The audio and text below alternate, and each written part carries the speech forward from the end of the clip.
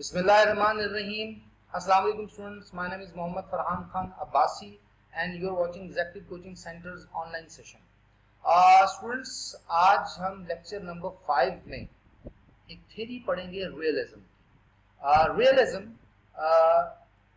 is deep rooted in history.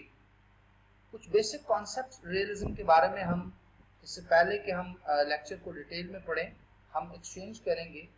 और उसमें जो सबसे इम्पॉर्टेंट कॉन्सेप्ट है, it is known as the concept of power, the concept of security, the concept of self interest, the concepts of maximisation of resources by any means.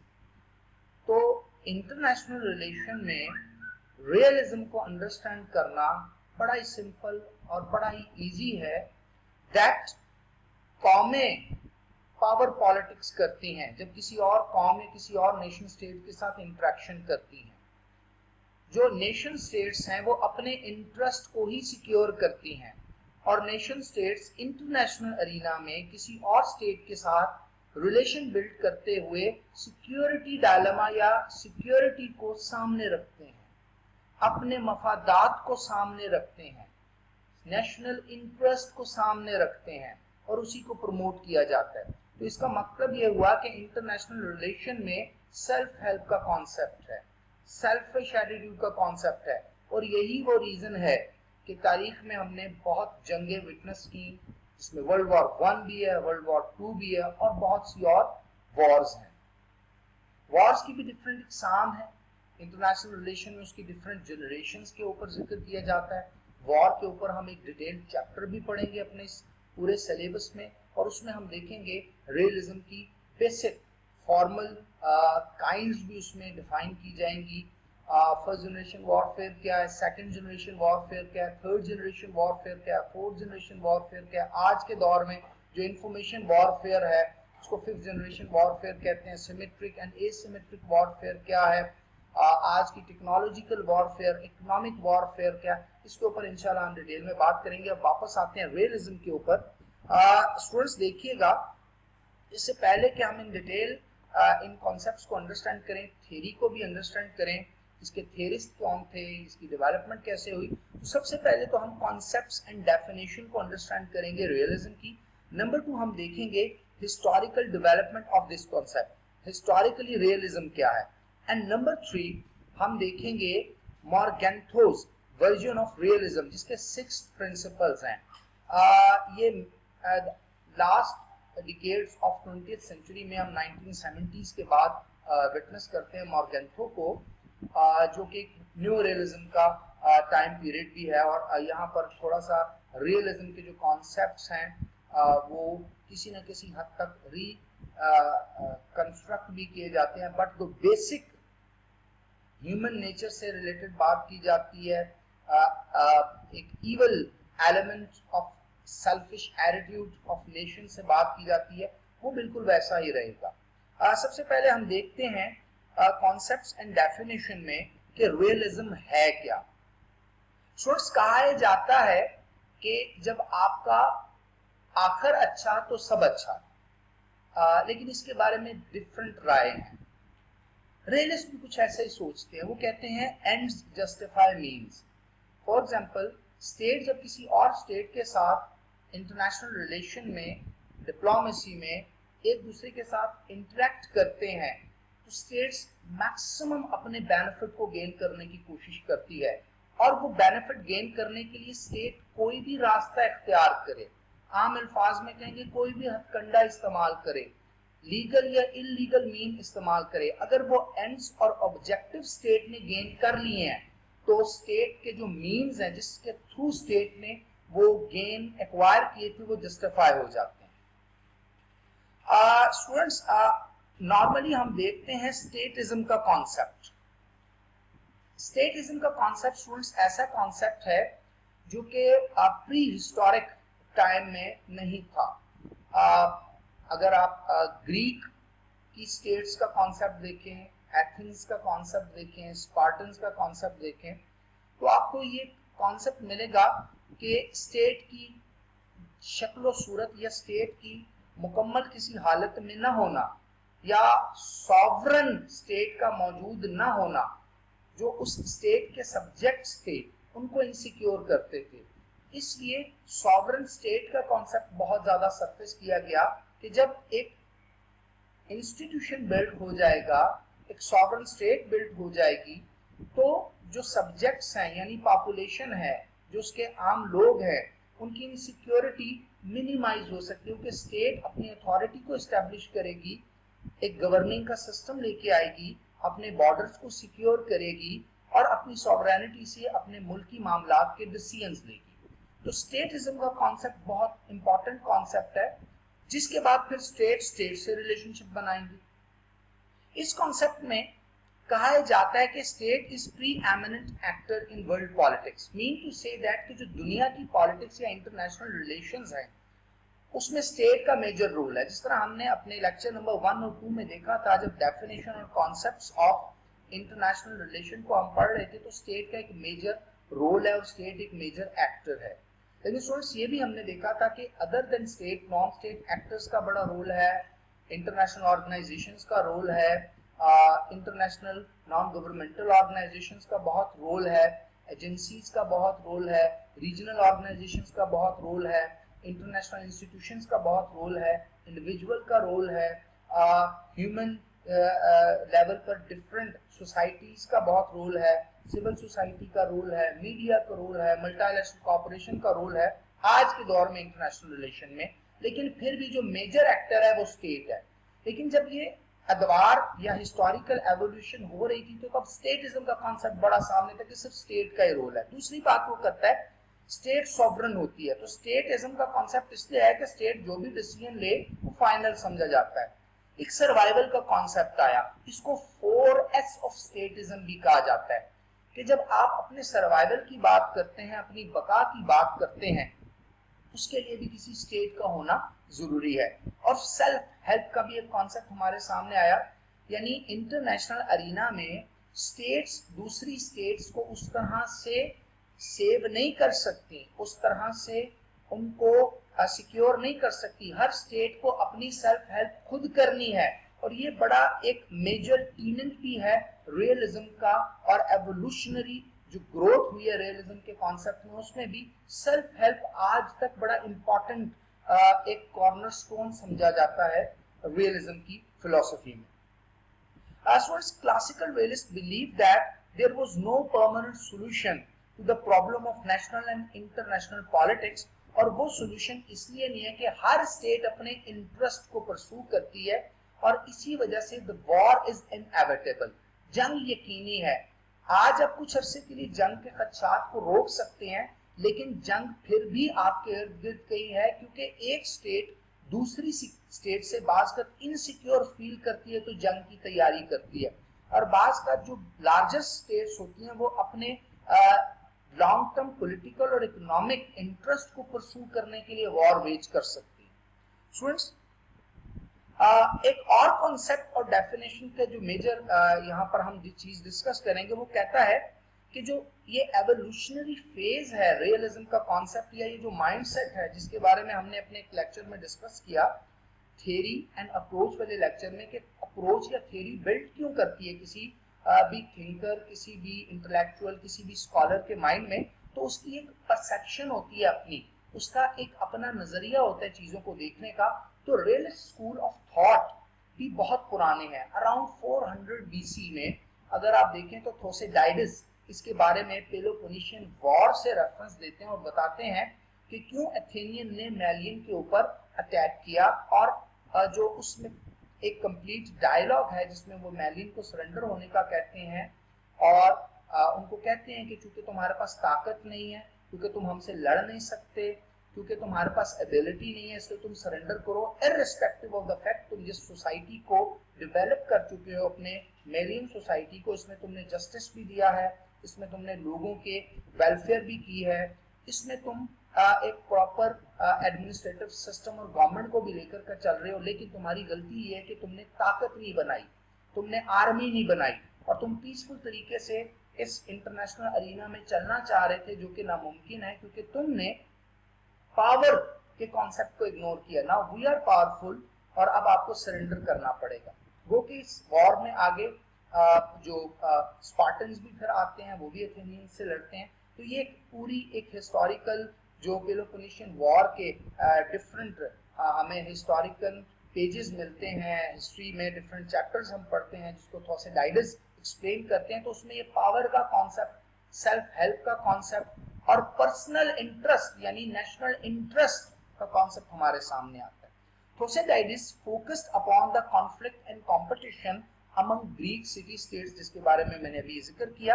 According to him the states were unequal in terms of power. Obvious सी बात है, जब unequal या inequality in terms of power आती है तो फिर जंग इनएविटेबल यकीनी हो जाती है। और थोसेडाइडस इसके जिक्र अपनी एक थ्योरी जिसके लिए वो बड़े मशहूर भी है, पावर ट्रांजिशन थ्योरी में भी करते हैं। और वो बताते हैं कि बात का बैलेंस ऑफ पावर का कॉन्सेप्ट भी आ जाए और स्टेट्स बराबर भी हो जाए तब भी जंग का खतरा रहता है। और ये थोसेडाइडस इसी बात पे एम्फसिस करते हैं जो रियलिस्ट स्कूल ऑफ थॉट का एक कॉर्नरस्टोन है, दैट वॉर इज इनएविटेबल। आप वॉर को डिले तो कर सकते हैं, कुछ डिकेड्स, कुछ सालों के लिए उसको अपने से दूर तो कर सकते हैं, लेकिन फिर भी जंग का खतरा आपके ऊपर हमेशा रहता है। और इंटरनेशनल कम्युनिटी जो है वो वॉर को किसी भी तरह से एलिमिनेट नहीं कर सकती। और यही वजह है कि 406 बीसी से लेके आज तक हमने बहुत सी जंगें विटनेस की। हिस्टोरिकल डेवलपमेंट में अगर हम देखते हैं तो एक जो ट्रेडिशन ऑफ रियलिज्म है, ये स्कूल ऑफ थॉट है, ये डीप रूटेड है इन डिफरेंट हिस्टोरिकल राइटिंग्स। और क्लासिकल रियलिस्ट यानी कि जो पुराने रियलिस्ट, शुरू के रियलिस्ट में थोसेडाइडस आते हैं, वो बिलीव ये करते थे कि there is no permanent solution to the problems of national interest, international politics and war. Thucydides कहते हैं the strong do what they have, the power to do and the weak accept what they have to accept. ये बड़ा simple सा है, that might is right, यानी stronger वही करेगा जितनी ताकत है उसके करने की, लीगल है या इलीगल, और जो वीकर है उसको एक्सेप्ट करना पड़ेगा बाय एनी मींस, अगर उसने सरवाइव करना है, अगर सबऑर्डिनेट करके, सरेंडर करके भी करना है। और यही इंटरनेशनल अरीना में रियलिस्ट प्रोजेक्शन है कि जो पावरफुल कौमें हैं आज के दौर में 2018 में इस ग्लोबलाइज्ड वर्ल्ड में भी ऐसा ही हो रहा है, जो स्ट्रॉन्गर है वो अपनी मोनोपोली को इन्फोर्स करता है और वीकर जो है उसको एडहेयर करना पड़ता है। अब सर्वाइवल के लिए ऑब्वियस सी बात है, स्टेट्स को सरेंडर करना पड़ेगा, या फिर स्टेट के पास एक और ऑप्शन है कि वो भी स्ट्रेंथ गेन करने की कोशिश करें, वो भी आर्मीज डेवलप करें, वो भी जो आर्मामेंट की एडवांस टेक्नोलॉजी है उसको अवेल करने की कोशिश करें, वो भी अपने साइज और अपनी इकोनॉमिक स्ट्रेंथ को बढ़ाएं। और एक नया कंपटीशन शुरू हो जाएगा, और जब ये कंपटीशन शुरू होगा किसी स्ट्रॉन्गर को बैलेंस करने का, तो फिर भी जंग का खतरा उतना ही मंडराएगा जितना के पहले था। In order to survive, the states has to apply the ethics of caution and prudence, foresight and judgment. Realism की हिस्टोरिकल डेवलपमेंट में अगर हम आते हैं तो स्टूडेंट्स इसमें हमें तीन डिफरेंट अरा मिलते हैं। एक अरा को हम कहते हैं क्लासिकल रियलिज्म, जिसमें रियलिस्ट जो है वो ह्यूमन नेचर को बिलीव करते हैं कि ह्यूमन नेचर जो है it is something like that कि जो इनसिक्योर है, और इस इनसिक्योरिटी की वजह से जैसे एक इंसान दूसरे इंसान से इनसिक्योरिटी या किसी और एनवायरमेंटल फैक्टर से इनसिक्योरिटी फील करते हुए अपने आप को सिक्योर करने की जद्दोजहद में लग जाता है, इसी तरह कौमें भी करती हैं। और इस इनसिक्योरिटी को सिक्योरिटी में ट्रांसफॉर्म करने के लिए उनको आर्मीज बिल्ड करनी पड़ती हैं, और फिर कॉन्फ्लिक्ट कहीं ना कहीं दोबारा पैदा हो जाता है। और इसके साथ साथ एक और हम देखते हैं सेकेंड फेज में स्ट्रक्चरल रियलिज्म यानी न्यू रियलिज्म की बात आती है, जिसमें जो स्ट्रक्चरल रियलिज्म के स्कॉलर्स हैं वो ये बात मानने को तैयार हो जाते हैं कि it is not human nature जिसकी वजह से दुनिया में इनसिक्योरिटी है। इंसान ऐसा नहीं कि इंसान की नेचर के तो पॉजिटिव एस्पेक्ट्स भी हैं, बट वो ये कहते हैं कि दुनिया का जो स्ट्रक्चर है, जो जिस डिजाइन पे दुनिया बनी है या जो सिस्टम है दुनिया का, ये एनार्किक है, ये लॉलेसनेस पे है। वो कैसे? क्योंकि तमाम स्टेट्स तो सॉवरन है। अब कोई स्टेट किसी स्टेट की सेंट्रल अथॉरिटी को नहीं मानती कि ये स्टेट सबसे सेंट्रल है और ये जो रूल बनाएगी, जो लॉज बनाएगी, उसको सब स्टेट्स फॉलो करेंगी। जिस तरह आपने देखा कोल्ड वॉर एरा में सोवियत यूनियन जो ईस्टर्न ब्लॉक बना देती है जर्मनी में, और यूनाइटेड स्टेट ऑफ अमेरिका जो वेस्टर्न ब्लॉक बना देता है जर्मनी यूरोप में, सॉरी। और ये जो ईस्टर्न और वेस्टर्न ब्लॉक है यूरोप के, इन दोनों को सोशल, इकोनॉमिक, आइडियोलॉजिकल सपोर्ट जो मिलती है, एक तरफ से ईस्टर्न ब्लॉक ऑफ यूरोप को मिलती है सोवियत यूनियन से, और वेस्टर्न ब्लॉक ऑफ यूरोप को मिलती है capitalist United state of America की तरफ से। और इस तरह ये पूरी दुनिया में block politics cold war era में 1945 से 1989-90 तक फैल जाती है और पूरी दुनिया डिवाइड हो जाती है। इसके पीछे क्या रीजन थी? इसके पीछे ये रीजन थी कि किसी एक पावरफुल की सेंट्रल अथॉरिटी को मानने के लिए कोई दूसरा ताकतवर तैयार नहीं। तीसरा दौर जो रियलिज्म का है, इसको न्यू क्लासिकल रियलिज्म कहते हैं, जो बेसिकली क्रिटिसाइज करता है कुछ important core values of new realism. इनको अब हम स्टेप बाय स्टेप अंडरस्टैंड करने की कोशिश करेंगे।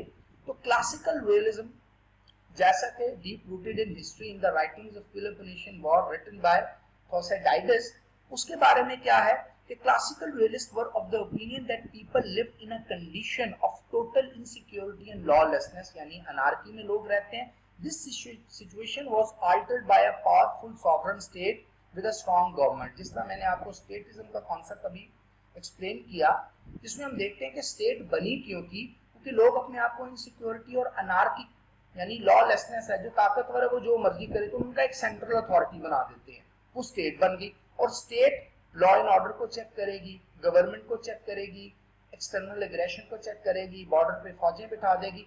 तो सॉवरेन स्टेट होनी चाहिए, जो स्टेट के अंदर का सिस्टम, जो पॉलिटिकल सिस्टम है, कम से कम वो बेहतर रहेगा। और इसी तरह अगर इंटरनेशनल अरीना में देखें तो हर स्टेट दूसरी स्टेट के लिए सॉवरेन है, वो अपने फैसले खुद कर सकती है, तो वो दूसरी स्टेट की किसी भी चीज को मानने को तैयार नहीं होगी। तो फिर इंटरनेशनल स्टेट का सिस्टम तो बैलेंस हो गया स्टेट के बनने से, लेकिन जब सब स्टेट्स बन गई तो इंटरनेशनल सिस्टम में जब ये स्टेट्स आपस में इंटरेक्ट करती हैं तो ये एनार्किक हो गया, जो न्यू रियलिस्ट कहते हैं।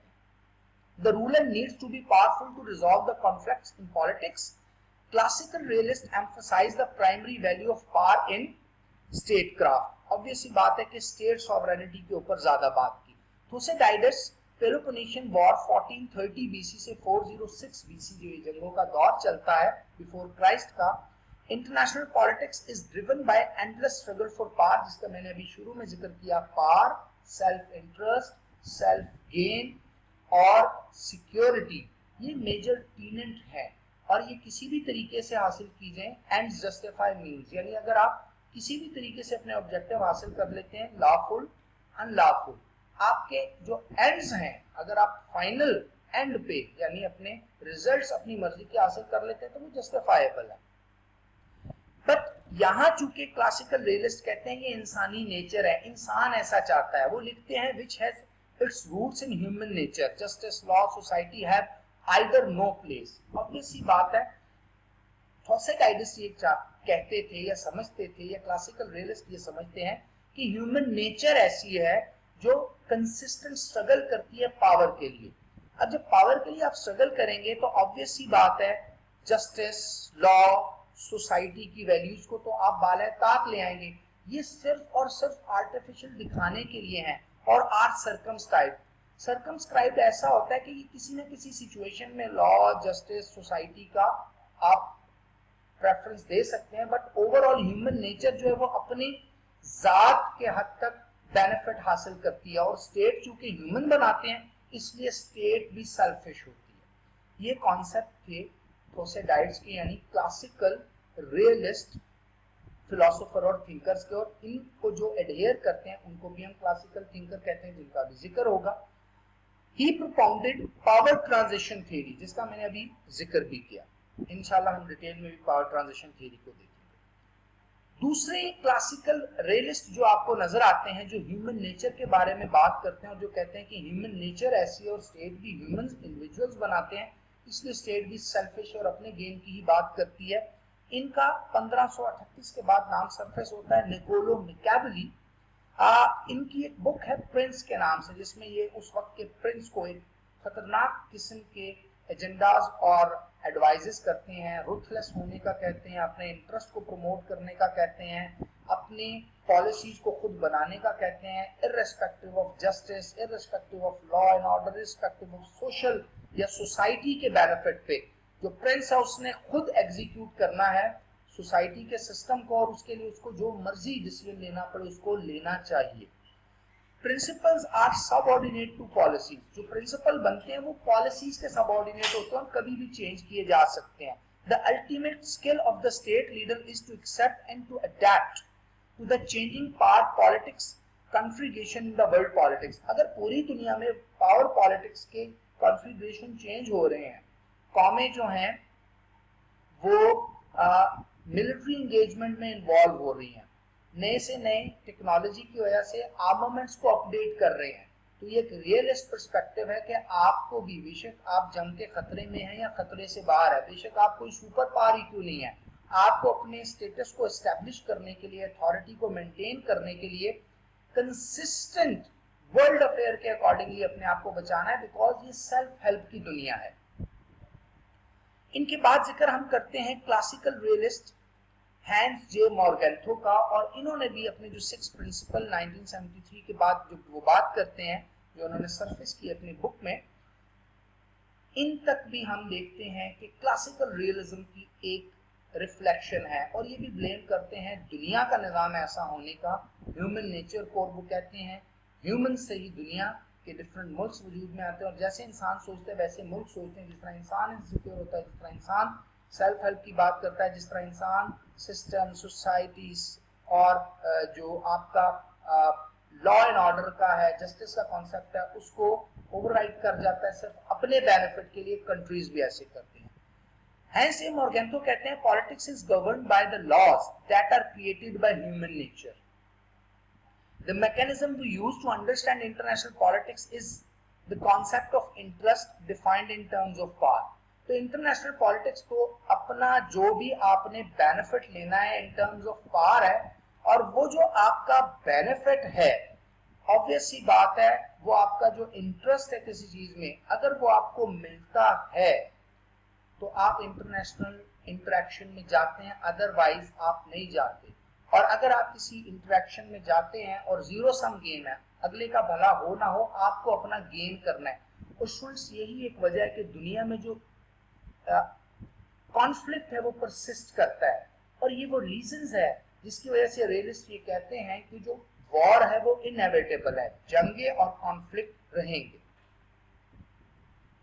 इसके बाद हम देखते हैं मॉर्गेंथोस का एक विजन था, और उसने कुछ 6 मेजर प्रिंसिपल्स भी हमारे साथ शेयर किए, और उन 6 प्रिंसिपल्स में वो कहता है international relation is governed by the laws that have their roots in human nature. ये भी ब्लेम करता है कि आज के इंटरनेशनल दौर में, यानी 1970s तक के दौर में, जब ये बात करता है, जो first world war, second world war हुई, कॉन्फ्लिक्ट हुए, सेल्फ हेल्प के कॉन्सेप्ट हुए, सर्वाइवल के जो कॉन्सेप्ट हुए, कौमों ने अपने बेनिफिट को देखा, इंटरनेशनल हार्मनी नहीं आ सकी, यूनिफिकेशन नहीं आ सकी, पीस नहीं आ सका, इंटरनेशनल जो कोलैबोरेशन नहीं हो सकी, कॉपरेशन नहीं हो सकी। उसकी वजह स्टेट्स का माइंडसेट था, और वो माइंडसेट सेल्फ हेल्प का था, और वो माइंडसेट सेल्फ इंटरेस्ट का था, वो माइंडसेट सेल्फिश एटीट्यूड का था और अपने बेनिफिट्स का था।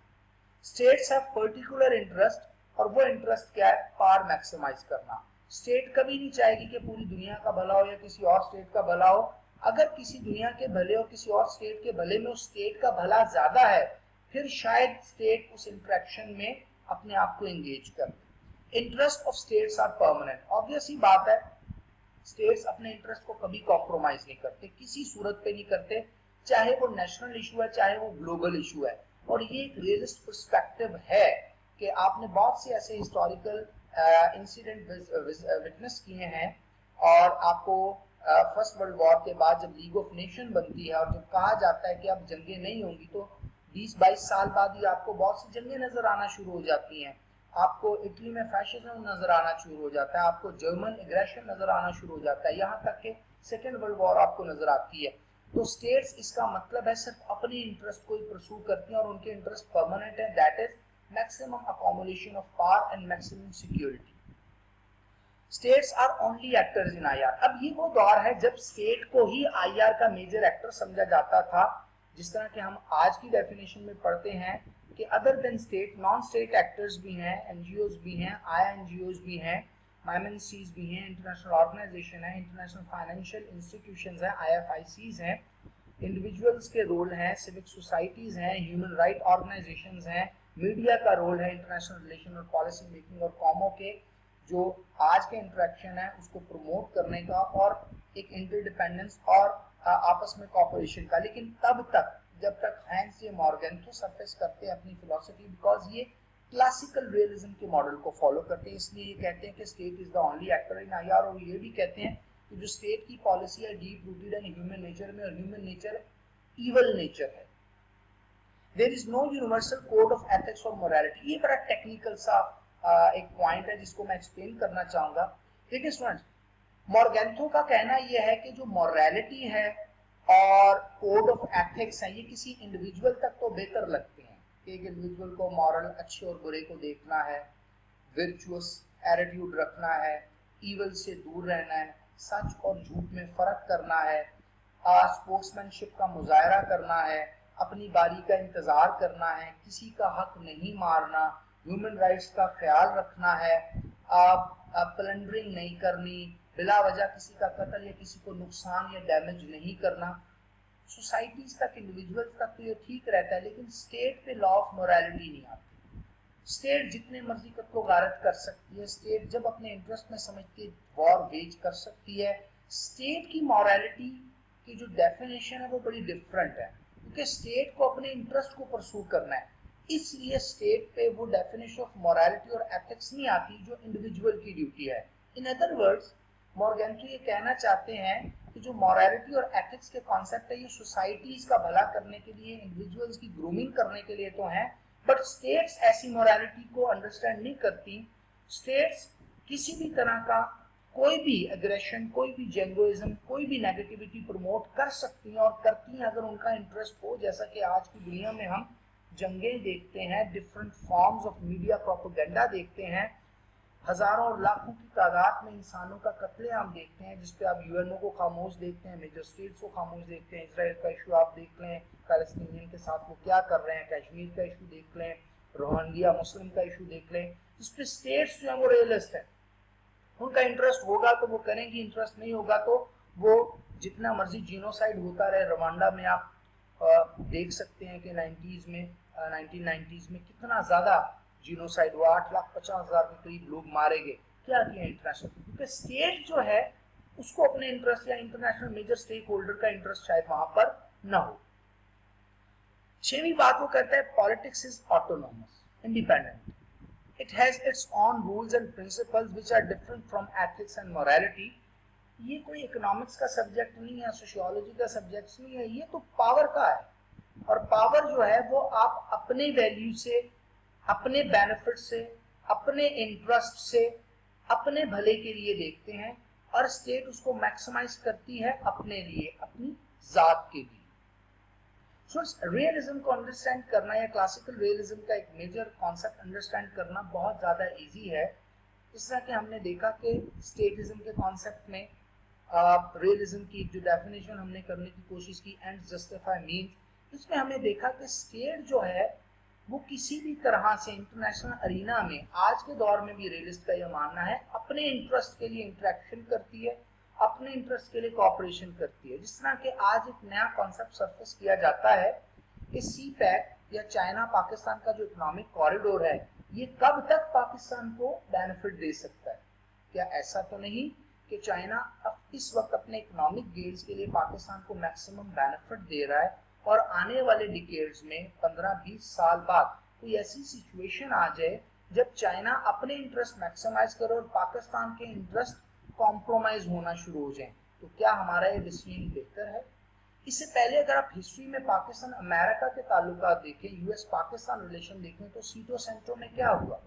अमेरिका ने अपने बेनिफिट्स को तो मैक्सिमाइज किया, उसके अगेंस्ट पाकिस्तान को कभी वीट दे दी, कभी फाइनेंशियल एड दे दी, कभी मिलिट्री एड दे दी। लेकिन 1965 और 71 जब हमारे इंडिया के साथ वॉर होती है तो उसमें अमेरिका नहीं आया, हमें मिलिट्री असिस्टेंस नहीं दी गई, हमें सपोर्ट नहीं किया। अमेरिका ने हमें वो सपोर्ट नहीं की जो उसको करनी चाहिए, क्योंकि 1945 से ऑनवर्ड हमने सोवियत ब्लॉक को ज्वाइन नहीं किया। हम अमेरिकन ब्लॉक या कैपिटलिस्टिक ब्लॉक को ज्वाइन करते हैं, कम्युनिस्ट ब्लॉक को ज्वाइन नहीं करते। फिर भी आपने देखा कि अमेरिका अपने इंटरेस्ट को परसू करता रहा, कि उसका एक रियलिस्ट डिप्लोमेटिक स्टांस है इंटरनेशनल रिलेशन में। इसी तरह स्टूडेंट्स आप आज के दौर में भी देख रहे हैं तो अमेरिका का जो रियलिस्ट स्टांस है उसने पाकिस्तान की मिलिट्री और सिविलियन एड को एलिमिनेट कर दिया, टर्मिनेट कर दिया। व्हाई? क्योंकि हम अब अमेरिका के इंटरेस्ट को परसू नहीं कर रहे स्टूडेंट्स। वॉर ऑन टेरर में हमने मोर देन 80,000 लाइफ जो है सेक्रीफाइस की, चाहे वो मिलिट्री की हो, चाहे वो आपके अदर डिफेंस या सिविल सेक्टर की सिक्योरिटी एजेंसीज की हों, चाहे वो सिविलियंस की हों। 130 बिलियन यूएस डॉलर का कोलेटरल डैमेज किया। आज पाकिस्तान में एनर्जी क्राइसिस है, आज पाकिस्तान में गवर्नेंस क्राइसिस है, आज पाकिस्तान की इकोनॉमी वॉलेटाइल हो चुकी है, आज हमारे रिजर्व्स बहुत ज्यादा कम हो चुके हैं। आज डॉलर जो है, जो आपके रुपए की कीमत है उसके मुकाबले में 126 से 27 रुपए का हो चुका है। आपकी जो लोकल करेंसी है वो डीवैल्यूएट हो गया। हम रीजन में आइसोलेट हो गए हैं इस वॉर की वजह से, मिलिटेंसी, एक्सट्रीमिज्म, टेररिज्म। लेकिन अमेरिका अपना बेनिफिट लेके बाहर चला गया। बिल्कुल अमेरिका ने सोवियत वॉर में भी ऐसी की पाकिस्तान को। तो ये रियलिज्म होता है, यानी आपने अपना बेनिफिट देखना है और उस बेनिफिट को प्रमोट करना है by any means. Students hope कि आपको आज के लेक्चर के बेसिक कॉन्सेप्ट समझ आए होंगे। हमारा लेक्चर नंबर 6 भी रियलिज्म की ही एक्सटेंशन है और इसमें हम बहुत से कॉन्सेप्ट्स भी पढ़ेंगे। लेकिन लेक्चर नंबर 6 में हम कोशिश करेंगे हम न्यू रियलिज्म के कुछ कॉन्सेप्ट्स पढ़ें, न्यू क्लासिकल रियलिज्म के कुछ कॉन्सेप्ट्स पढ़ें और देखें वो कौन से थिंकर हैं जो रियलिज्म, न्यू रियलिज्म को प्रमोट करते हैं। Thank you very much. Allah Hafiz.